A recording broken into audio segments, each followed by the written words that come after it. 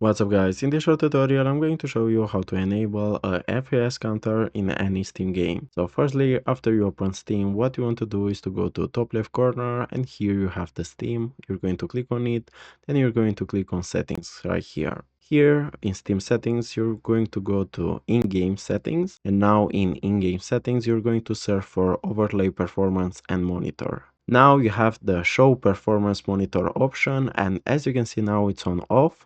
So all you have to do to activate the FPS counter is to click on it. Then you're going to choose where you want your FPS counter to be. So let's say top left. And now you can play with the settings. Also, you can change the performance detail level. Now it's only the FPS, or you can change it to details. Or you can change also the FPS, CPU, GPU, and RAM usage. And now if you're going to start the game, you will have an FPS counter in top left corner. So guys, thanks for watching and don't forget to leave a like and subscribe to the channel.